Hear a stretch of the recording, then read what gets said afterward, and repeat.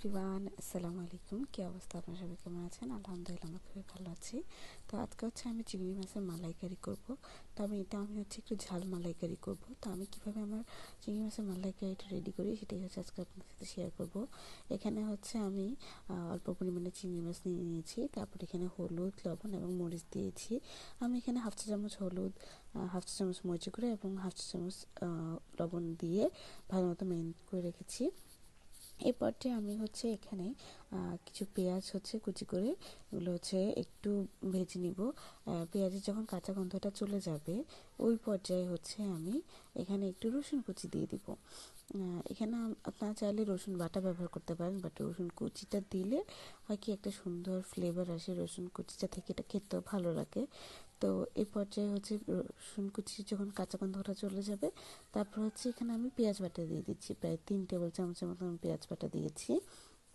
এটা আপনারা চেষ্টা করবেন পানি ছাড়া পেঁয়াজটাকে বেটে নেওয়ার।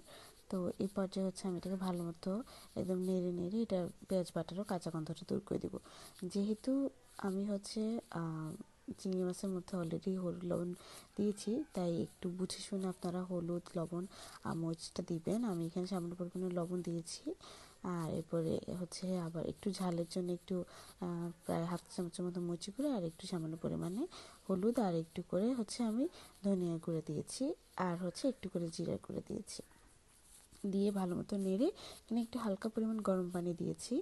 দিয়ে আমি হচ্ছে মশলাটাকে একটু কষিয়ে নিয়েছি। এখন এই পর্যায়ে আমি চিংড়ি মাছগুলোকে দিয়ে দিচ্ছি। আর অনেকে চিংড়ি মাছ আগে থেকে ভেজে তারপরে রান্না করে, ওই ক্ষেত্রে কী হয় চিংড়ি মাছের মাংসটার জুসিনেসটা কমে যায়। এই জন্য চেষ্টা করবেন এইভাবে করার, তাহলে কী হবে জুসিনেসটা থাকবে। তো এটা একটু হয়ে আসার পরে আমি আরেকটু পানি দিয়ে দিয়েছি, এগুলো আমি গরম পানি ব্যবহার করেছি, আপনি দেখতেই পেয়েছেন। তারপর এখানে আমি 1 টেবিল চামচ বাদাম বাটা এবং হাফ চা চামচ হচ্ছে সরিষা বাটা দিয়েছি। একটু করে হচ্ছে একটা টমেটো স্লাইস করে কেটে দিয়েছি আর হচ্ছে একটু কাঁচামরিচ দিয়ে আমি হচ্ছে এটাকে ঢাকনা দিয়ে রেখে দিব। কিছুক্ষণ পরে দেখবেন এটা সুন্দর মতো ঘন হয়ে আসবে। তো এটা হচ্ছে ঝাল মালাইকারিটা। যদি আপনারা মিষ্টিটা করতে চান তাহলে এখানে একটু আপনার দুধের গুঁড়ি দিতে পারেন বা দুধ দিতে পারেন। তো তখন ওটা হচ্ছে ইয়েটা হবে আর কি, মিষ্টিটা হবে, এটা সাদা সাদা হবে। তো এই পর্যায়ে হচ্ছে আমার এটা রেডি।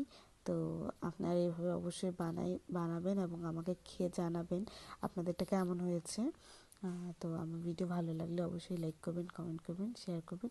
আজকে এই পর্যন্ত, আল্লাহ হাফেজ। ও আমি আপনাদেরকে এটা তো চিংড়ি মাছটা তো ভেঙে ভেঙে দেখাচ্ছি যে আমারটা কী পরিমাণ জুসি হয়েছে, তো দেখতেই পেয়েছেন। তো আজকে এই পর্যন্ত, আল্লাহ হাফেজ।